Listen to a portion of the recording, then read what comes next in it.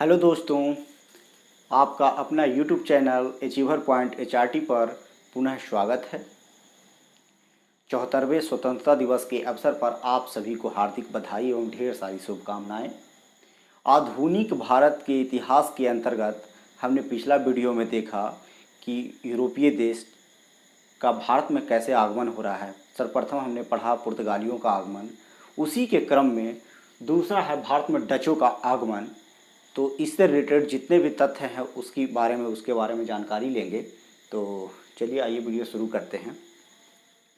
तो भारत में डचों का आगमन, सबसे पहले पुर्तगाल आए, उसके बाद डच आते हैं। तो थोड़ा सा फैक्ट मैप के जरिए देखेंगे कि ये डच लोग हैं कौन, कहाँ हैं। तो ये सपोज दैट यूरोप का मानचित्र है। तो जैसा कि हम लोग देखें, यहाँ पर जो है, यहाँ पर पुर्तगाल है। कौन है दोस्त? पुर्तगाली लोग।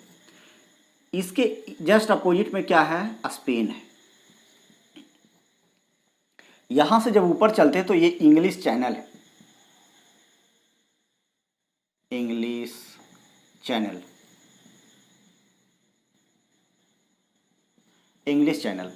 और इंग्लिश चैनल क्रॉस करते ही यहां क्या है? बेल्जियम है। और यहीं पर एक देश है नीदरलैंड। कौन सा देश है? नीदरलैंड। और यही नीदरलैंड के निवासी को हम लोग डच कहते हैं। नीदरलैंड के निवासियों को डच कहते हैं। इसकी राजधानी एम्स्टर्डम और एक इसका रोटरडम। ये रोटरडम इसलिए लिखे हैं दोस्तों, इसका एक बहुत विख्यात जो है बंदरगाह है। आज भी यूरोप के सबसे व्यस्तम बंदरगाहों में से एक है रोटरडम, और इसकी राजधानी है एम्स्टर्डम। तो इसकी कहानी क्या है कि ये लगभग ये यहाँ पे जितने भी छोटे छोटे देश थे, वो ये पहला वीडियो में हमने बताया कि स्पेन इस एरिया का सबसे बदमाश देश था। तो इसका आधिपत्य रहता था, पुर्तगालियों पर भी ये दबाव बना कर रखता था, और नीदरलैंड, बेल्जियम सब पर ये बना के रखता था। तो 1581 के बाद, अब बात है 1581 की, डेट ध्यान नहीं रखना उतनी।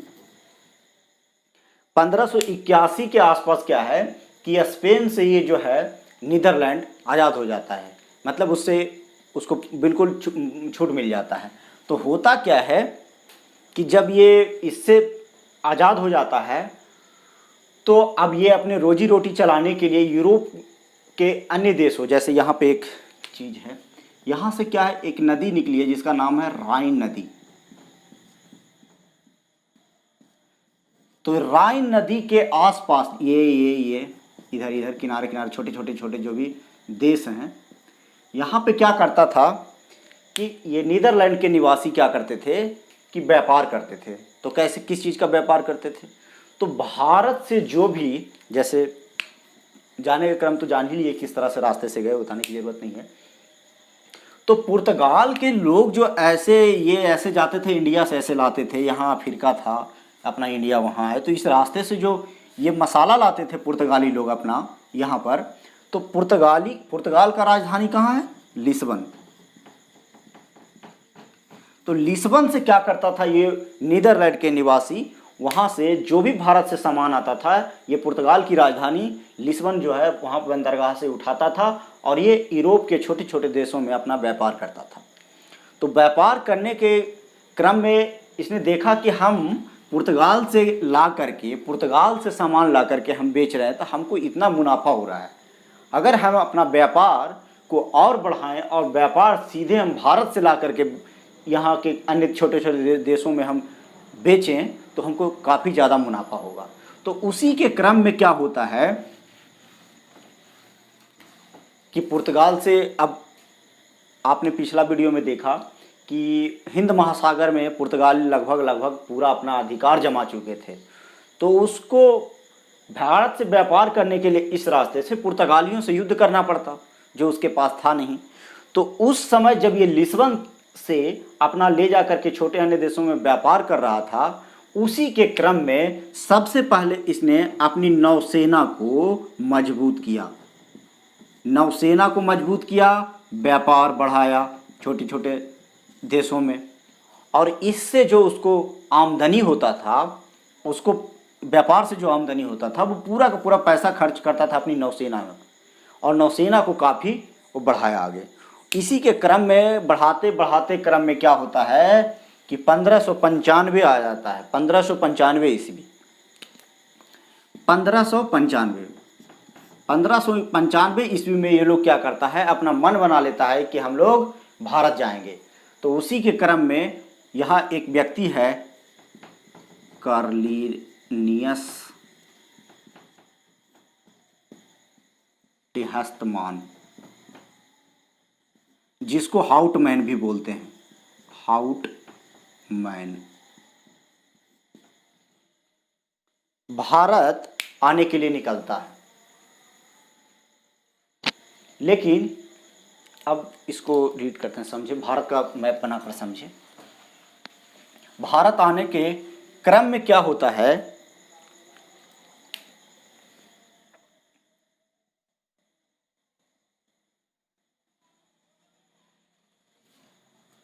भारत आने के क्रम में क्या होता है कि ये यहाँ से चलता है, ये जो इधर था यहाँ से चलता है होते हुए, लेकिन भारत ना पहुंचकर ये सीधे पहुंचता है इंडोनेशिया। कहाँ पहुंचता है? इंडोनेशिया। इंडोनेशिया के जकार्ता एक द्वीप है, वहाँ पर पहुंचता है मुख्य रूप से। और इंडोनेशिया को मसालों का द्वीप कहते हैं। इंडोनेशिया को क्या कहते हैं? मसालों का द्वीप। किसको बोलते हैं? इंडोनेशिया। तो सर्वप्रथम वहाँ से पहुँचता है, तो कहाँ पहुँचता है? इंडोनेशिया पहुँचता है। अब क्या होता है कि इंडोनेशिया पहुँचने के क्रम में ये यहाँ पहुँचता है और अपना जो भी थोड़ा बहुत व्यापार करता होगा, उसके बाद फिर इसको जो है पुर्तगाली लोग व्यापार करने देते नहीं हैं, तो ये वापस चला आता है। फिर क्या होता है कि 1602 ईस्वी में वहाँ का संसद, नीदरलैंड का संसद जो है, एक कंपनी का गठन करता है, कंपनी बनाता है, कंपनी जिसका क्या नाम रहता है? नाम रखता है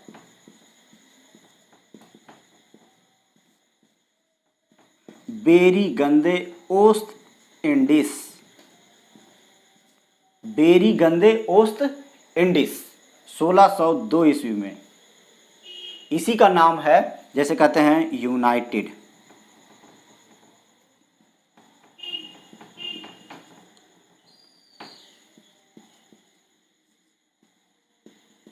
United East India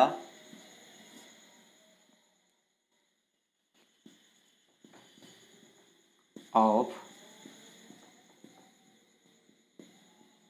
Netherlands. United East India of Netherland, कहीं कहीं लिखा रहता है United Dutch East India of Netherland, ऐसे भी लिखा रहता है। तो ये सबसे पहले क्या करता है? इसका गठन करता है, और वहाँ के जो ये जो गठन होता है, ये कंपनी बनता है बेरी गंदे ओस्ट इंडीज। तो वहाँ का संसद जो है, इसको यहाँ व्यापार करने के लिए 21 वर्षों का अधिकार पत्र देता है। अधिकार पत्र नोट करते जाइएगा।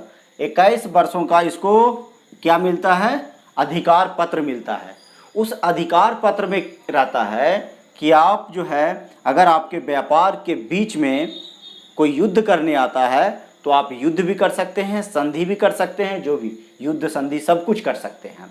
तो इसी के क्रम में क्या होता है कि 1602 ईस्वी में जब इसका गठन होता है, तब यहाँ से निवासी आते हैं, यहाँ फिर से कहाँ? इंडोनेशिया। अभी भारत में नहीं आते हैं, इंडोनेशिया पहुँचते हैं। इंडोनेशिया जब पहुँचते हैं,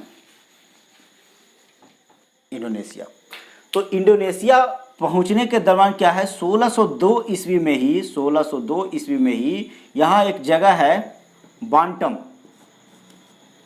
एक छोटा सा जगह है बांटम। उस पर क्या करता है, ये इसको जीत लेता है, बांटम को जीत लेता है। अब क्या होता है कि बांटम को जीतने के क्रम में इसका काफ़ी उत्साह जो है काफ़ी ज़्यादा बढ़ जाता है। तो एक व्यक्ति रहता है बाटेर हेग, वो चाहता है कि हम पुर्तगालियों को और हराते हुए भारत में प्रवेश करेंगे। लेकिन क्या होता है कि भारत में तो आता है ये भारत में हराने, लेकिन ये पहुंचता है यहाँ, जैसे सूरत है, यहाँ आपका कालीकट, कोचीन। तो आप देखोगे पिछला वीडियो के अनुसार कि ये जो क्षेत्र था मालाबार तट, इसमें पुर्तगालियों का बहुत बड़ा दबदबा था, बहुत ज़्यादा दबदबा था। तो ये जब बाटर हेग सोचता है कि हम पुर्तगालियों को हराएंगे, तो यहाँ जब प्रवेश करता है तो पुर्तगाली लोग इसको बहुत बुरी तरह से हराते हैं, बहुत बुरी तरह से हराते हैं। उसी के क्रम में जब इसको पूरा हराते हैं तो ये लोग सोचता है कि अब हमको मालाबार के तट पर नहीं जाना है और वापस आ जाते हैं। उसके बाद जो है 1605 ईस्वी में, 1605 ईस्वी में ये सर्वप्रथम कोरोमंडल के तट पर, इस तट को क्या कहते हैं, कोरोमंडल। अब यहाँ क्या है, जगह है मसूलीपट्टनम। यहाँ पर ये क्या करता है, इसकी ये जो है प्रथम कोठी, ये क्या बनाता है, प्रथम कोठी। तो ये मसूलीपट्टनम में प्रथम कोठी का निर्माण करता है। जैसा कि हमने ये पूरी उसकी डचों की पूरी कोठियाँ लिख दिया है मैंने 1605 में, 1610 में, इस तरह से। अब क्या है, यहीं पे है पुलिकट,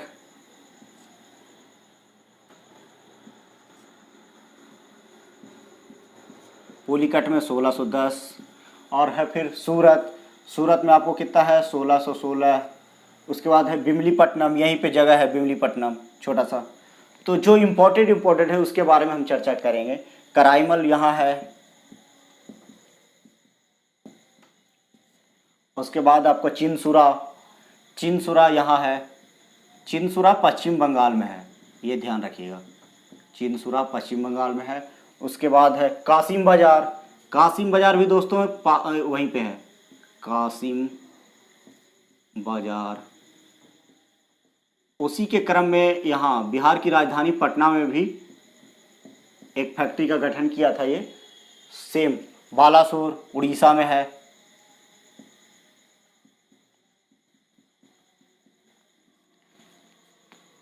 नागपट्टनम, ये सब इधर ही है। गोलकुंडा, कोचीन, सबसे लास्ट में कोचीन जो है 1663 में होता है। अब देखिए इसको याद करना बहुत सिंपल है, याद करने का तरीका बहुत सिंपल है। क्या है कि देखिए ये तीन जो है कासिम बाजार, पटना और बालासोर 1658 ईस्वी में, 1658 ईस्वी में।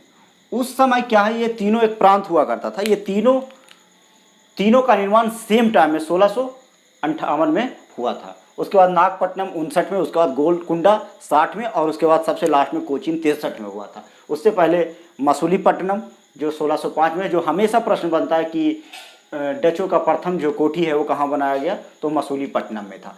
अब बात आता है कि मसूलीपट्टनम से किस चीज़ का व्यापार होता था, तो ये नोट करते जाइएगा आप लोग। सबसे ज़्यादा व्यापार होता था यहाँ, काहे से होता था, नील का व्यापार करते थे यहाँ पर सबसे ज़्यादा। उसके बाद पुलिकट के बारे में जानेंगे। तो पुलिकट में किस चीज़ का व्यापार होता था, वस्त्रों का, हाँ, बारूद का कारखाना। सबसे पहले बारूद का कारखाना जो है डच लोग यहीं पे लगाया था। उसके बाद एक टकसाल भी बनाया था। क्या बनाया था, टकसाल क्या होता है, जहाँ सिक्कों को ढालते हैं। तो स्वर्ण का सिक्का ढाला था यहाँ, स्वर्ण सिक्का, जिसको क्या बोलते थे, हमेशा प्रश्न बनता है, पैगोड़ा। क्या बोलते थे, पैगोड़ा। ठीक है, यहीं पे सब हुआ था पुलिकट में, वस्त्रों का। एक चीज और जानिए, जो पुर्तगाली लोग थे वो भारत में व्यापार करता था तो वो मसाला का केवल व्यापार करता था और वस्त्र वगैरह, सूती वस्त्र का। लेकिन डच क्या था कि डच को मसाला, पूरा का पूरा मसाला उसको इंडोनेशिया से प्राप्त हो जाता था। तो भारत से व्यापार करता था, वस्त्रों का व्यापार करता, और इसका राजनीतिक हस्तक्षेप नहीं रहता था, इसका मुख्य रूप से काम रहता था केवल व्यापार करना। तो वो कासिम बाजार हो गया, चीनसुरा हो गया। तो चीनसुरा में क्या करता था, ये रेशम वस्त्र, रेशम करता था, उसका सोरा यहीं से प्राप्त करता था वो। उसका देखिए सबसे ज्यादा इंपॉर्टेंट पूछता अफीम, अफीम भी यहीं से लेता था, चिनसुरा से लेता था। ये बालासोर से क्या था, ये वस्त्र का खास करके होता था, वस्त्र सबसे ज्यादा वस्त्र। कासिम बाजार से वही होता था। हाँ, कासिम बाजार में एक चीज और पूछता है प्रश्न, रेशम चक्री, रेशम चक्री का यहाँ पर फैक्ट्री बैठाया था, ये वहां से निकालता था। और लगभग उस समय बताया जाता था कि 3000 कर्मचारी इसमें कार्य करते थे, 3000 कर्मचारी इसमें कार्य करते थे। रेशम चक्री का जो वो फैक्ट्री बनाया था यहाँ पर कासिम बाजार में, वहां पर करते थे। यहाँ पर सूरत में सूती वस्त्र। एक चीज और जान लीजिए, सबसे ज्यादा मुनाफा जो है इसको यहीं से होता था, अधिकतम मुनाफा।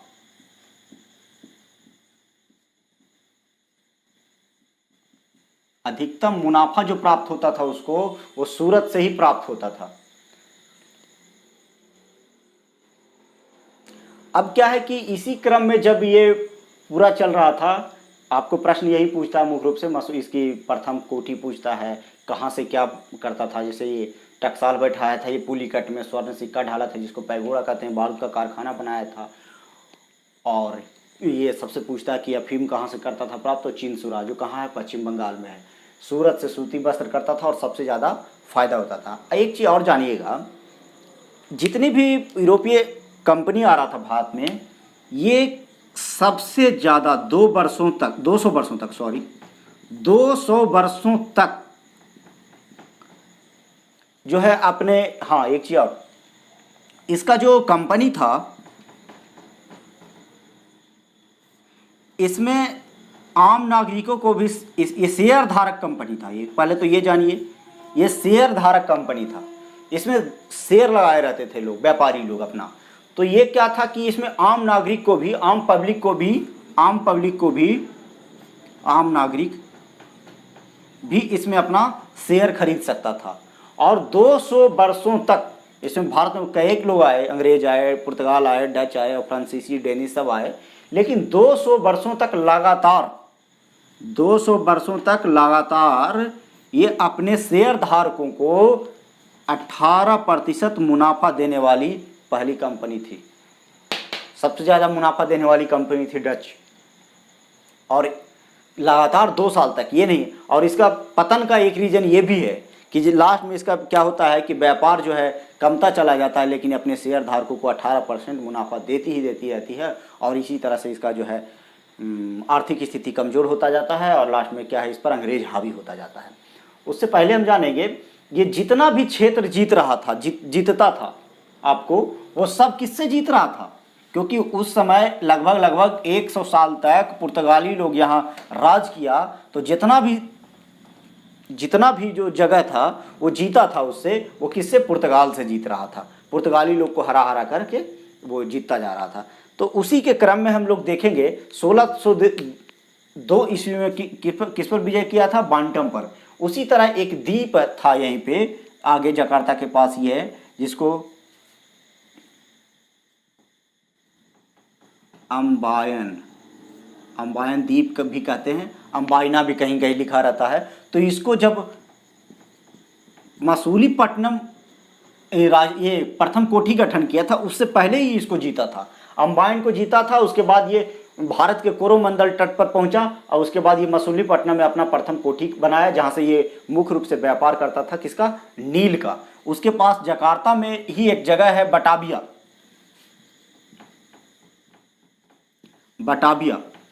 इसको कब किया था, 1613 ईस्वी में जीता था। बटाबिया नगर बनाया था, बटाबिया नगर बसाया था डचों। ये डच की नगरी कहलाती थी, यहाँ पर इंडोनेशिया में ही है। उसके बाद जो है, यहाँ एक चीज़ गौर कीजिए आप, ये जो द्वीप है इधर है सिंगापुर, मलयाला कहते हैं, मलेशिया वगैरह, सिंगापुर सब इधर ही है, और ये इंडोनेशिया है। तो इसके बीच में है मलक्का जल संधि, मलक्का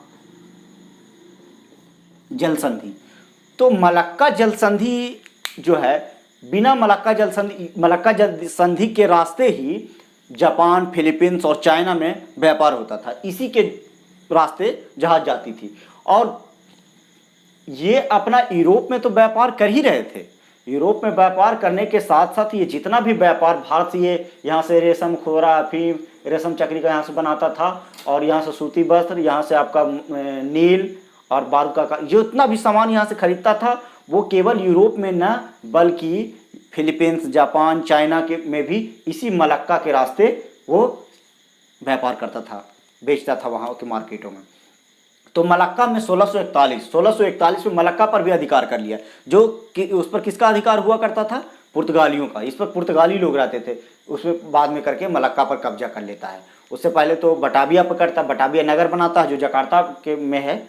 उसके बाद क्या होता है कि, हाँ पहले इसको लिख लें, 1641 में आपको मलक्का पर कब्जा, मलक्का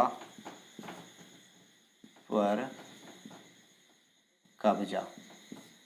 उसके बाद 1658 ईस्वी में क्या होता है कि सिलोन पर अधिकार कर लेता है। सिलोन क्या है? सिलोन श्रीलंका को बोला जाता है।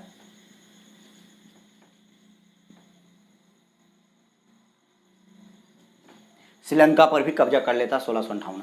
हम इससे पहले पुर्तगाल का जो पढ़ रहे थे तो एक आया था गार्सियन डी नोरहन्नो, जिसके बारे में मैंने एक शब्द बोला था पिछले वीडियो में कि ये श्रीलंका को जीता था। इसके संदर्भ में बात नहीं करेंगे क्योंकि भारत का नहीं है। तो ये नोरहन्नो इसको जीता था पुर्तगाली, उसको भी 1658 ईस्वी में इस पर ये अपना कब्जा कर लेता है। अब क्या है कि धीरे धीरे क्या करता है कि पुर्तगालियों से सारा जो है जगह को जीतता चला जाता है ये। और बाद में आप देखेंगे जब अंग्रेज का आएगा तो अंग्रेज डच से जीतता चला जाता है। पुर्तगालियों का पतन का कारण हमने एक देखा था कि वो रूढ़िवादी टाइप के भी थे, मतलब वो भारत की जो सभ्यता था उसमें घुलते मिलते नहीं थे। लेकिन डच जो था जस्ट उसके अपोजिट था। ये भारत के राजाओं से बहुत अच्छे मित्रवत इसके व्यवहार थे, और रूढ़िवादी होने के कारण पुर्तगाली लोग जो है भारत के जितने भी ये छोटे छोटे राजा हुआ करते थे इसके बीच, उसको अच्छे तरह से बात वगैरह और जो भी है उसको बनता नहीं था। और ये लोग तो मिल करके, और ये अपने आप डच जो है जीतता नहीं जा रहा था। इसमें कहीं ना कहीं जैसे मसूलीपट्टनम में बनाया, पुलिकट में, कराईमल में या बालासुर, चिंसुर, तो इसकी ये अपने वहाँ के जो लोकल राजा होते थे उससे मिल करके वो डच को, ये पुर्तगाल लोग को हराते जाते थे। तो इस तरह से ये काम आगे उनका चलता रहा। अब क्या है, मुख्य रूप से इसमें डच से संबंधित ज़्यादा प्रश्न नहीं आते हैं। प्रश्न आता है ये कर लिए, ये थोड़ी सी बहुत। अब थोड़ा सा एक चीज, 2-3 युद्ध होता है जो डच का पतन का कारण बनता है, निर्णायक हो जाता है। तो उसमें एक है निर्णायक युद्ध में हम बोलें तो बेदरा का युद्ध। हालांकि युद्ध का जो भी वर्णन है हम लोग अगले वीडियो में एक अलग से बनाएंगे, उसमें करेंगे। तो बेदरा का युद्ध जो है 1759 में होता है। कब होता है? 1759 में होता है। इसमें अंग्रेज जो है विजयी हो जाता है, और यही रीजन जो रहता है इसका पतन का कारण हो जाता है। हर जगह से ये हारना डच का खत्म कहानी हो जाता है। इसी में क्या होता है कि जब ये बेदरा के युद्ध में अंग्रेज जीत जाता है तो उसको जो है बंगाल, जो कासिम बाजार है, यहाँ पर क्या कर देता है, क्या इसी में जीता। बेदरा का युद्ध इसी पश्चिम बंगाल में ही कहीं यहीं पे जगह है, वहाँ पर जीतता। तो ये इसके एरिया में क्या करता है, इसको रेस्ट्रिक्शन लगा देता है। कुछ शर्तों पर केवल व्यापार करने की अनुमति देता है, बाकी सब अपने अधिकार में लेता चला जाता है। इससे पहले बेदरा के युद्ध से भी पहले एक बात है जो 1717 की है, जब मुगल सल्तनत जब रहता है उसमें, जिसको घिरनीत कायर के नाम से जाने जाते हैं, फर्रुखसियर जो है अंग्रेज को एक अधिकार पत्र देता है जिसमें कहता है कि आप भारत में जहाँ चाहें वहाँ आप व्यापार कर सकते हैं। उसी के बाद एक तरह से डच को माना जाता है। जब वो अधिकार मिल जाता है तो अंग्रेज जो है अपना जाल बिछाना शुरू करते हैं, और समय बीतते बीतते क्या होता है कि मार्केट में दोनों लोग पहुंचते हैं, अंग्रेज भी हो जाते हैं, डच भी हो जाते हैं। अब दोनों में क्या होता है, लड़ाइयाँ होनी शुरू हो जाएगी। वो अपना एक अधिकार करना चाहते हैं, डच अपना अधिकार करना चाहते हैं। इसी क्रम में बेदरा का युद्ध होता है 1759 में, और फिर यही कारण जो है इसका डच का पतन का रीजन कारण बन जाता है। अब यूरोप में इसी समय घटना होता रहता है, यूरोप में भी हमेशा लड़ाइयाँ होता रहता है एक दूसरे से। तब जाकर के 1795 ईस्वी में पेरिस की संधि होती है, पेरिस संधि। पेरिस संधि के बाद लगभग डच जो था उससे पूरा अधिकार जो है अंग्रेज अपने हाथों में ले लेता है। और ये जो सूरत है, सूरत को कुछ शर्तों पर, सूरत में कुछ उसको व्यापार करने की अनुमति देता है। यह बेदरा के युद्ध में, सॉरी, बेदरा के युद्ध के बाद इसको सब ले लेता है अधिकार में। उसके बाद क्या है, सूरत पे कुछ देता है अधिकार करने का, वो भी पेरिस की संधि के बाद क्या है, उसको डच लोग फिर उसी को बेच देते हैं और 1824 ईस्वी में उसको छोड़ देते हैं और भारत से चले जाते हैं, छोड़ देते हैं और चले जाते हैं। एक चीज और इस बात में है कि जब ये चल रहा था, ये बेदरा के युद्ध के पहले तक 1750 तक ईस्वी तक माना जाता है कि डच लोग जो है भारत के 39% हिस्सा पर अपना पूरा जो है व्यापार फैला चुका था और भारत के 39% हिस्सा पर पहले अकेले ये राज करता था। अभी छोटे छोटे यहाँ भी बहुत सारे राज्य थे जहाँ पर वो छोटी छोटी कंपनियाँ थी, जैसे मद्रास, जिसको चेन्नई आज बोलते हैं, और छोटे छोटे बहुत सारे थे, सदरस पट्टनम, फिर ड्रासपट्टनम,